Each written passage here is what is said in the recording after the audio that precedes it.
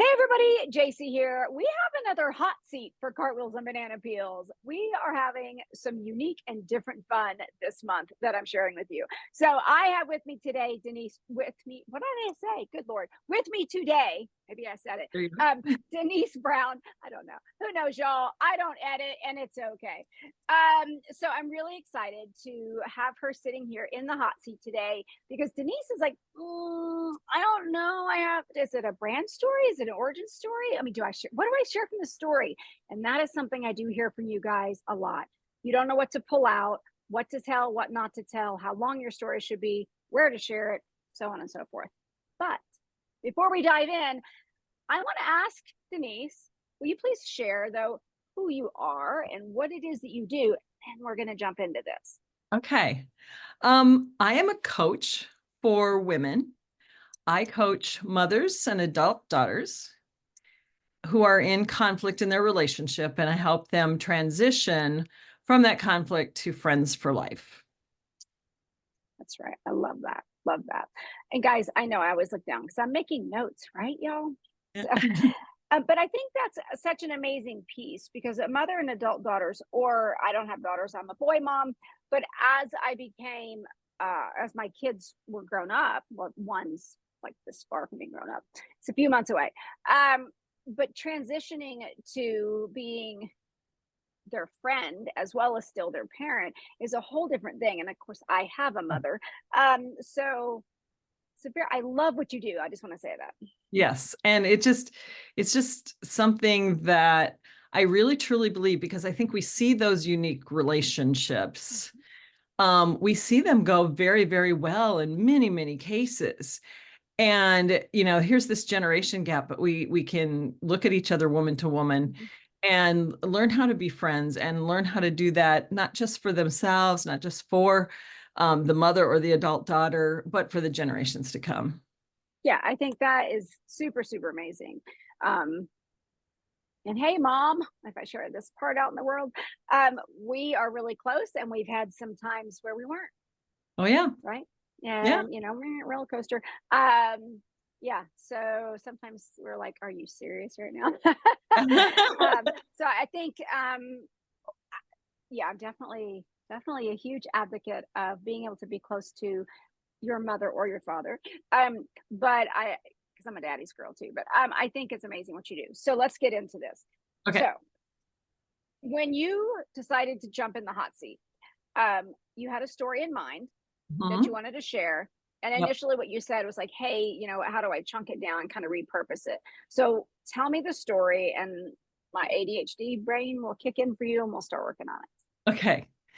Well, it's funny that you say this because I came up with it maybe, I don't know, a couple years ago when I was first coaching, and I created a worksheet of sorts. It was called the blow up worksheet, and I had worked through it, and I had actually worked through it with a conflict that my daughter and I had. Here I wrote this in a coaching form, and then I thought one night I was like, well, you've never like really filled it out yourself. So I did. I had been coached by my own life coach on the same topic, but so I chose to fill it out for her.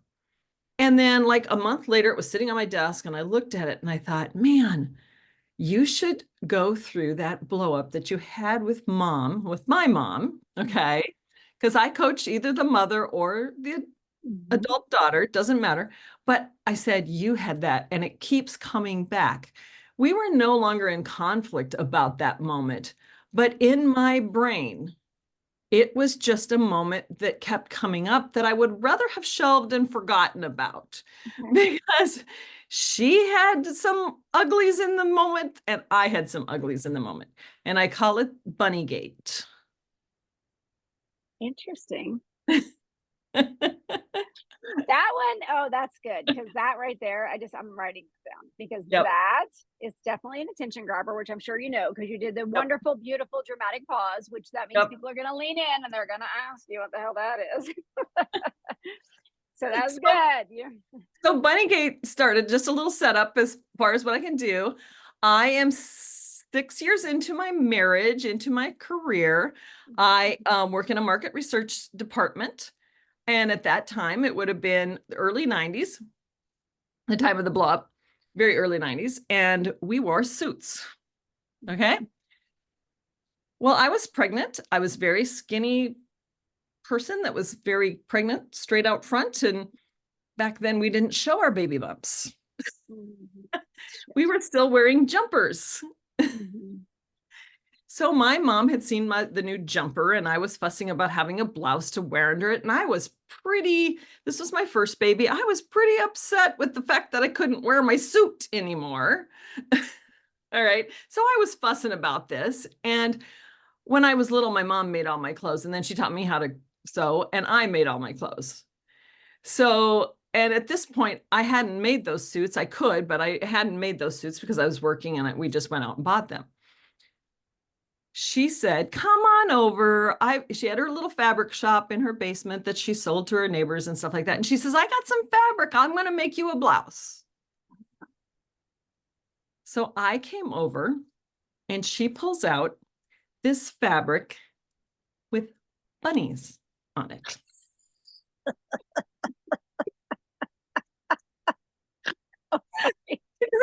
like bunnies that you would have put on the baby bunnies. Or the crib. Babies for or the curtains. Or bunnies for the baby. I said backwards. Oh my gosh. The curtain. No, you were wearing a curtain.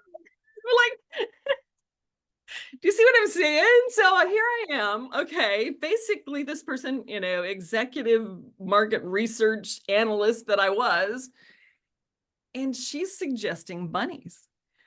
Well, I can't remember exactly what my first words were, but they weren't pleasant. Oh my goodness. Plus you were hormonal because you were pregnant. Exactly. Exactly. So there was a small exchange, and she was all defeated, and I knew I had hurt her feelings, but it didn't seem like she had heard me. She couldn't hear me say that wasn't what I would ever wear to work.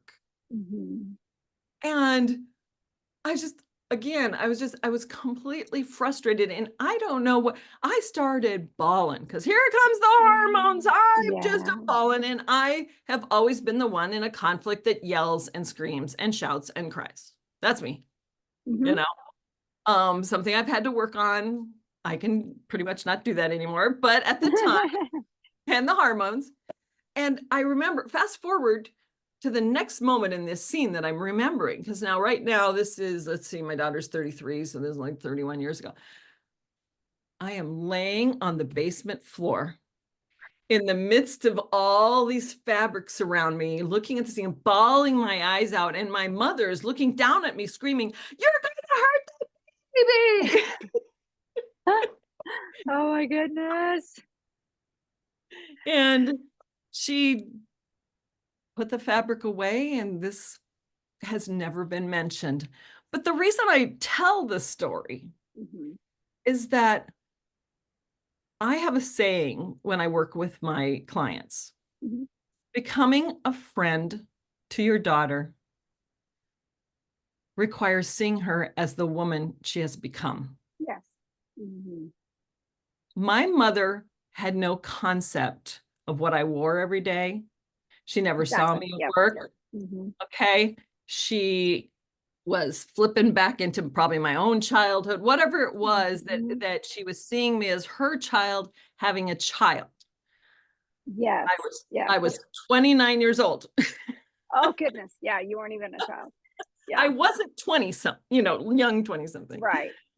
So it dawned on me when I, started coaching these people. It was like, that's it.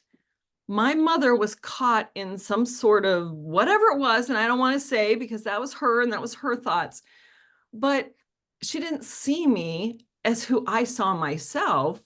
So she couldn't understand that I wouldn't ever wear bunnies. I mean, like it just that, but it was how she was. Or even if you would have, maybe to the store, but not to work. That's a different. I know, right? So that's when it dawned on me, when I wrote this all out on my worksheet that I'd created. And I just had this workshop the other night called the Blow Up Workshop. And it really has helped me laugh about it, get it to stop spinning in my head as this horrible moment for just me, because a lot of times it just came up that you were this irresponsible person laying on the floor, and, Right. and it was like, but my mom And was she wouldn't my make mom fun of you. wasn't meeting me woman to woman. She wasn't Yes. hearing me. She Mhm. wasn't seeing me. She wasn't seeing that difference. Heck, I moved out at 18. I went to college. I came back for holidays. I didn't even come back for summer. I worked through the summers and didn't come back. Yeah. So I had not been around my mother for 11 years. We had what I thought was a great relationship. We had very little conflict. But in that moment, and it really did help me realize what the whole scene was. You see what I'm saying? Yes. I Absolutely. got to, kind of see Yeah. her. And I think it helped because I have grandchildren now. So I've watched Mhm. my daughters become moms. Yeah. Okay. And how I had to start to offer them something differently. And by Mhm. going over this, it doesn't matter whether it was yesterday or 20 years ago, that I could learn something Yeah. from that conflict, that I could learn Yes. something, Mhm. know that, oh Absolutely. yeah, my daughters want to be seen as who they are now. Yes. And So, okay, I'm going to stop you there yeah, for the moment. Because this was part of our conversation. You're like, what do I leave right. out so that it's What not, do I not all the leave out? details? Yeah. Right. No. Okay. So, whenever we tell a story, and it can be what I call a back pocket story. So, that one could easily be what I call a back pocket story because it's a story that you're going to share perhaps anywhere. Let's say the wheres, since we're talking about repurposing. When you do that, you may share it on a blog post. You might share it on a podcast interview. You might share it on your own podcast if you're doing one. Mhm. You can share it as a video on social media, wherever. You might share it as a story on your website or wherever. It Mhm. depends. If you're doing a workshop, obviously, if you're talking about it, you could kick it off there. If you are doing a in-person speaking engagement, obviously it can be woven into your talk, right? So when you're doing that, you want to be able to keep your story short and concise, 3 to 4 minutes tops. Right. Some would maybe go a little longer, but I prefer to say 3 to 4 because our attention spans keep getting shorter and shorter and shorter. Thank you, TikTok, though I like it. Right. Exactly. And you call it reels, stories, YouTube shorts. Oh, yeah, our brains just go, I don't want any more than that. So this is such a freaking cool story. One, it's hilarious, which I'm a big advocate of the humor because you keep people engaged. They're going to remember it. Yeah. Okay. Yeah. And they're gonna go and maybe tell their other friends, like, oh my gosh, Sally, this and da da da da. You got to talk to Denise because she told this story. And it's gonna be relatable, and it is one that they would be able to repeat if it's concise enough. Right. Okay. Right.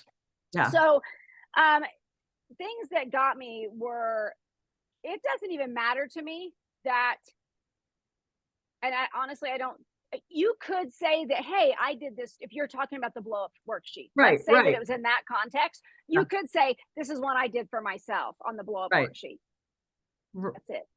Yeah. On that, that's it. Yeah. Doesn't matter that you've never done any of them there. It doesn't, all the other stuff you Yeah. said, Okay. that's Yeah. it. Like, hey, I Yeah. did it. Yeah. This is here's an example that I did on my own life. Yeah. Bam. When I worked through this worksheet, this Yep. is, Here we go. this This is is an one that popped example. into my head. So I would say that in sharing the story, as you describe who you are, so you paint a picture of who you are, that you're 29, you're working in corporate, you wore suits, you are a research analyst, you Yep. had your shiznit or whatever words you used, Denise. You don't have to use Jaycie's language, obviously. You had it going on. Yeah. You were a well-rounded adult that hadn't been home for about, like day in and day out for like 11 Right. years. Yeah. Bam. See how short that was? Right. Okay. Yep. So I Yeah. just told you who you are, and I Hmm. put all these little puzzle pieces that you gave me a minute ago, and I just described who you were. You were confident. You want to explain that part. You were Yeah. confident in your position, whatever. Obviously, research analyst, that takes brains too. There's no Hmm. way that that's a fluffy job. No, no pun intended. Oh my God, with the bunnies. Anywho, Bunnies. We had to get back to the bunnies. well, we did. Yep. But then the aspect of what you shared there, hey, this wasn't, that would put you as a Gen Xer, right? So you've got to be a Gen X with me.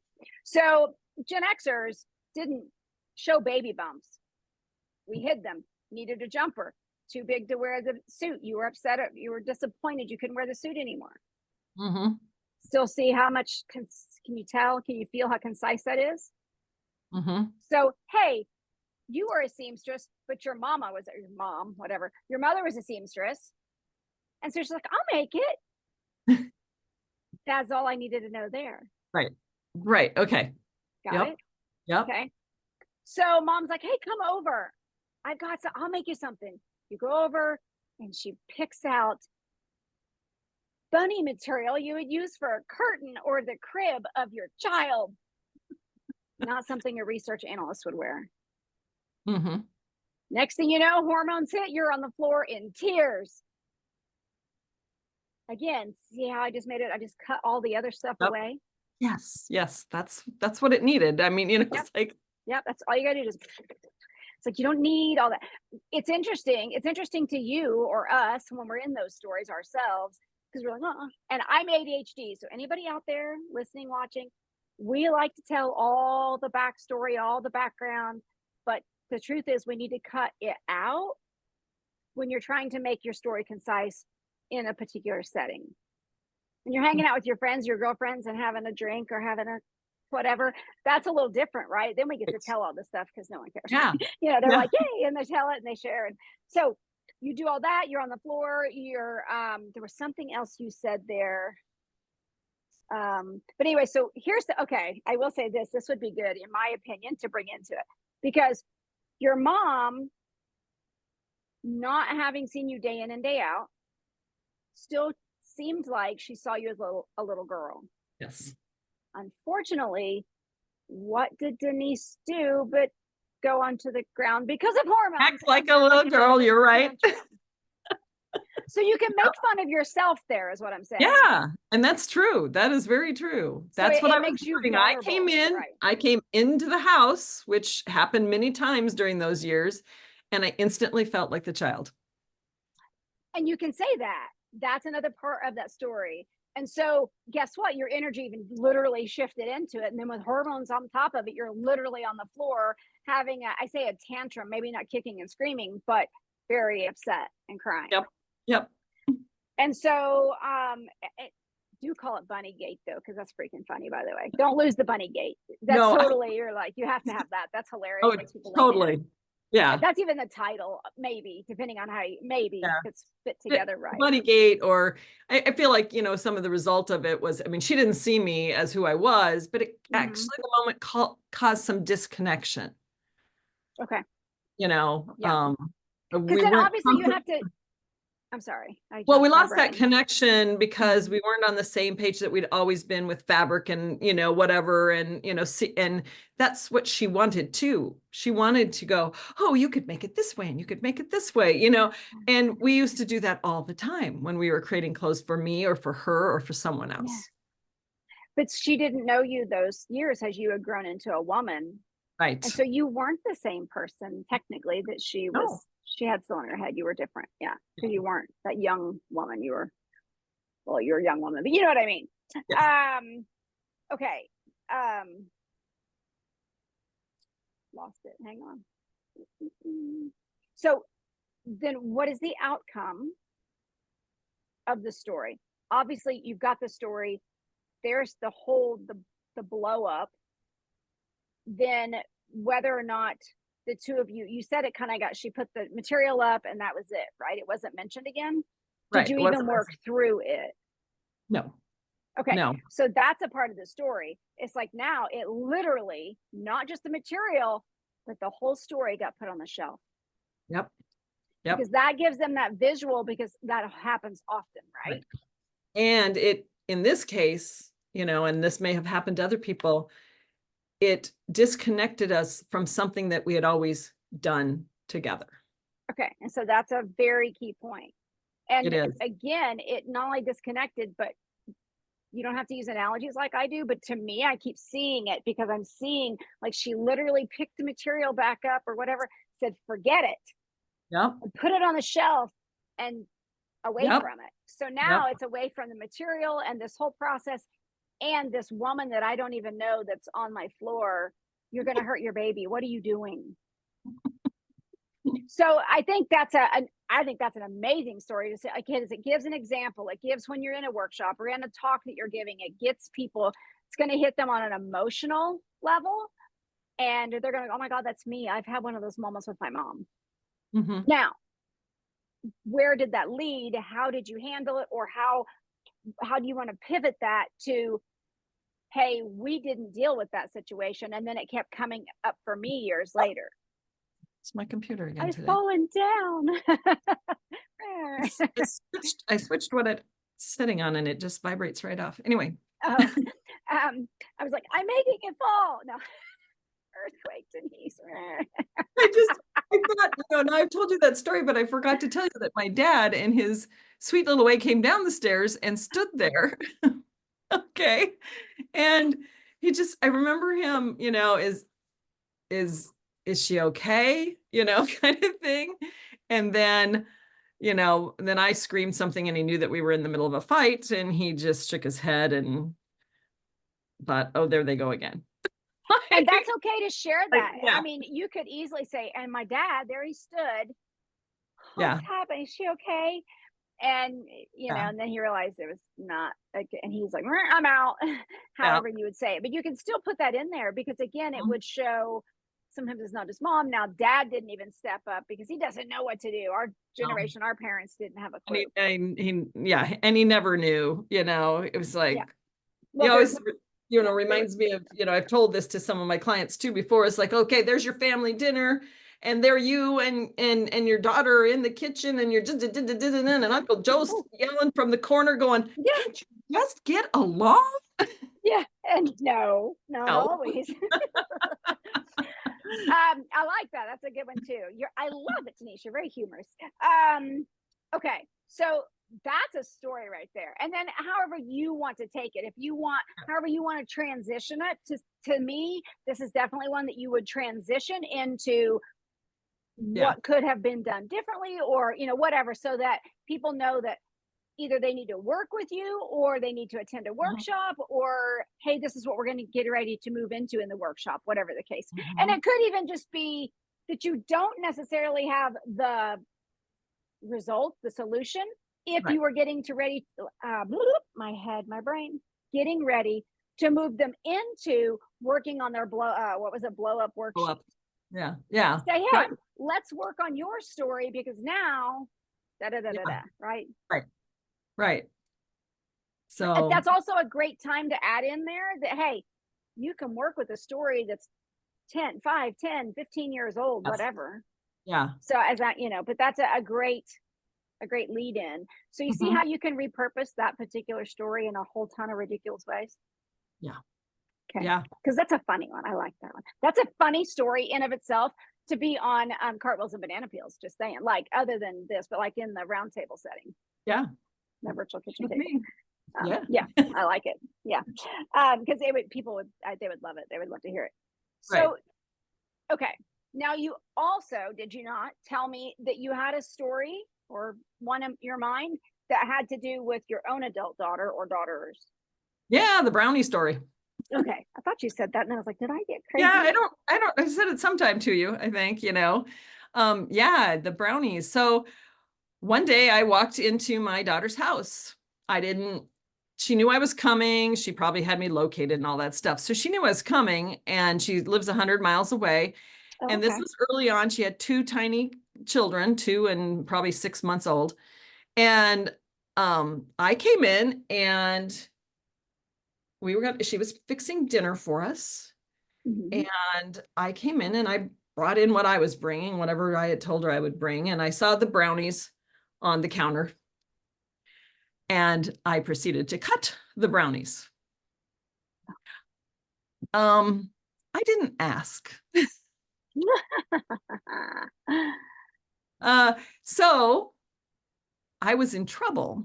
I couldn't even cut the brownies right. There was nothing in that particular time period when she was a young mother that I could do anything right.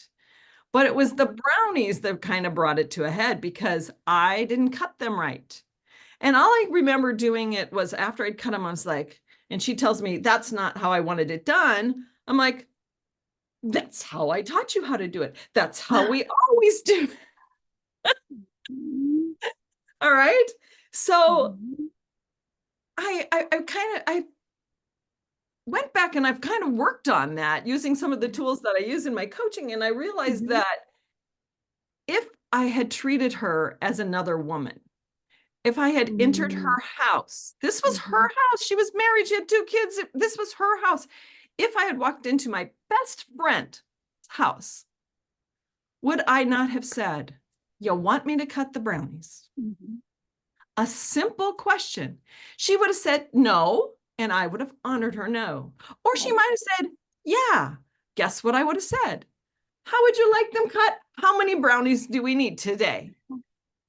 Did I honor my daughter as a woman that day when I just picked up the knife and cut the brownies? Okay, now I wish you could go, and you can. This very second you can't, but you can go back, listen to the story, the first one you told me, and listen to this one, and you already have just picked up like, ooh, and you made it shorter. It's more concise. I mean, look, we're already, for the most part, done with the story, right? Yeah, we are. Concise. We probably, in my case, I have used it in an ad and in some marketing, the brownie story. So you've had some practice with it. So I have had more practice with that one on as far as telling it to someone else. So yeah. But it's also it's another great one too as far as repurposing it. You can share it again as depends on how you want to do it, but it can be a post, it can be in an ad, it can be any of those places in the middle of because like if you're on a podcast interview or doing a bigger talk, right? You can use both of them. They're just in 2 different places because you work with, we work with clients that they have their own moms to deal with, and then we do the same shiznit to our kids. Yep. And you can use those examples because you know what it feels like because you have daughters. So those really work out beautifully. But you can also kind of plant the seed. You share one of those stories and then you can plant the seed, but I know what it feels like to be the mom too. And you kind of leave it hanging, or you can word it like, I have a brownie story about being the mom too. And so you've kind of planted that seed and then they're wondering.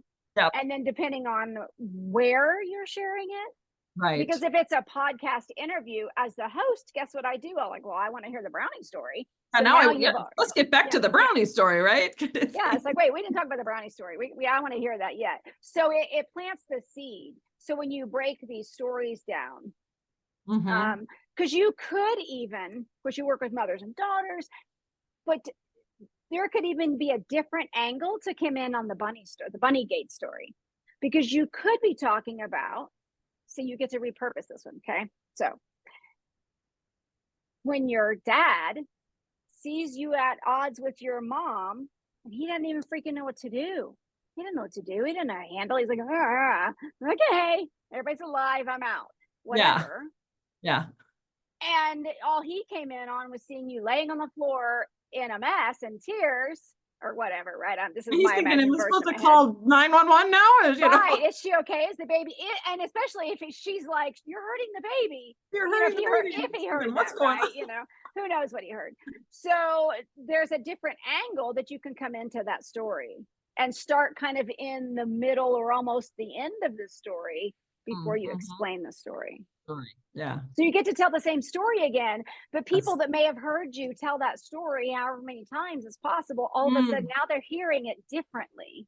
Right. And then they're waiting for that other part of it. Yeah, because they know what's coming. They know what's coming. Once they know, like, oh wait, that's the bunny gate story, but they're still intrigued, and now they've heard it again. And anyway, so it's just a different way to repurpose it. Sounds good. Is that helpful today? Yes, very helpful. Thank you. Very helpful. Yay. Because I knew I had all these like extra, things, Yeah. No, I love it. I love it. The bunny one is the one that's got, well, the other one, they're both funny, but the bunny one has just got me cracking up. I don't know. Yeah. It does. They're really good though, but especially because you gave it a name. I am a big advocate of any of our stories that we try to give them a title. Mhm. Because if you can give it a title, even when you say it like that, the bunny gate, something to that effect, Mm. people will walk away and it'll be easier for them, for water cooler talk or to go tell their Right. own kids or whatever, because they're like, oh my God, there's this bunny gate story I got to tell you. Right. Which is why with the brownie one, I always like to start. I couldn't even cut the brownies right. Now I Yes. know that's not a name, but it's that hook. Yes, I was like, exactly. Yes. Yeah. Can you cut the brownies right? yeah, and leading that in from, we find as mothers in this transition period that all of a sudden nothing we say or do is right. All we're getting is pushback, like we don't know anything in the world, and then go into, I couldn't even cut the brownies right. Yes, absolutely. I was trying to think of another way to repurpose the brownie one. But I mean, I think you have that one down pretty well. And the examples are the same. I mean, it's just a matter of Right. where you use it. You Yeah. can just do it different. You start in the middle or you start at the end. And those, which in a way you did there, right? Because you started, I couldn't cut them right. And so we already know that was an issue. So, to make it shorter on that one, you wouldn't have to tell necessarily, oh, like, she's got a couple of kids, she's married, Yeah. she's got the Right. two, and she'd be like, she has kids under the two children in diapers or something like that, Yeah. right? Right. And so it makes it just those few seconds shorter, that when you're trying to keep it, depending on where you're Yeah. sharing it, Married with little kids or yeah, something like married with that. a couple of kids in diapers or little kids, however, right? Yeah. So yeah, exactly. It's like it's not like she's been out of the house for a week. So yeah. Besides, I taught her how to cut the brownies right. Yeah, that was a good one. It's like, I taught her how to cut the brownies and now I can't cut them right. What the heck? Yeah. And for me, it can transition to things like where they say, when they get yelled back at, something my mother was probably standing there going, I taught you better than that. I taught you Yes. to be, kinder or more respectful than that, that kind of thing. So Yeah, I had which is parents in general, but I had a thing that, where did I see that? I don't know, because we're Gen X. And so it wasn't about parenting or anything other than the fact that we were if we see someone with a disability or clearly there's a different mental challenge than, God forbid, normal, because I hate that label too. yeah. But the more average person, that we were told, don't stare, Yes. don't stare. Instead of, so this is a whole different thing. We don't need to put this out in the world. I can cut it off, but or I may just leave it out there. Why not, guys? But it's like, well, why can't we say, well, when you see your child looking at them, do you want to be friends with them? Do you want to go ask them to play or whatever? I just, anyways, that popped into my head. Offer them assistance or what, what I mean? Like, yeah, Yeah, be open to them rather than yes. don't stare. Don't stare Yeah, seems don't. put a wall up. Don't Yeah, look. don't look. We don't want to talk to them. You're going to shun them. So it's all these things. So I'm so excited. I love what you do. Absolutely. I think it's super amazing. And in my head, I'm going, oh, we need somebody out there coaching for mothers and their adult sons, because that's a whole different thing too. That's a whole different thing. I'm sure it is, really, Yeah. Yeah. Had to Like, navigate I that. don't know. I came from a family of mother, daughter, and the rest sons, mother, daughter, the rest sons, mother, daughter, the rest sons. And then I ended up with daughters only, and it blew me away. Oh, wow. I don't know what to do with, Yeah. don't know Oh, what to hey, do I with hear girls. that. I taught dance, right? That was my first career. So I had taught dance. I had taught mostly girls. Probably 95% of my students were girls. Sure. And so then at 24, we got pregnant and we really weren't planning on having one. But I've been married 5 years. I got married so young. So we've been married a long time. And then we were like, crap. And I'm like, oh, I hope I have a girl. What am I going to do? I don't know what to do with a boy. And Yeah, then I had 2 sons and no girls. And I can't imagine anything different. So exactly. yeah. And as they are now men, and I have a daughter-in-law, but you look at that and you go, the boys are very protective of their mama, and yet they're independent. They don't need mama bear to defend them anymore, right? Right, So it's just an exactly. interesting dynamic. So That's love it. so fun. So again, I love what you're doing. So yeah, okay, cool. Well, I'm excited. I'm glad you found this helpful today. Yes. Thank you so much. Yeah, I'm Yay. excited. Yeah. All right, everybody. So hopefully you guys kind of listened in, got some little ahas as well. It's just about being willing and trusting to let a lot of the stuff we think they need to know, let it go. Keep it short and sweet. If you do it right and create curiosity, then guess what? The conversations can flow even more. You may have the opportunity to go deeper, or like we just did. Denise and I are sitting here going back and forth and sharing some more stories. And that is what our stories are all about, right? It's about capturing attention and opening conversations. Yep. Thank you so much, Jaycie. Absolutely. All right, everybody, we are out of here for today. Have an amazing day.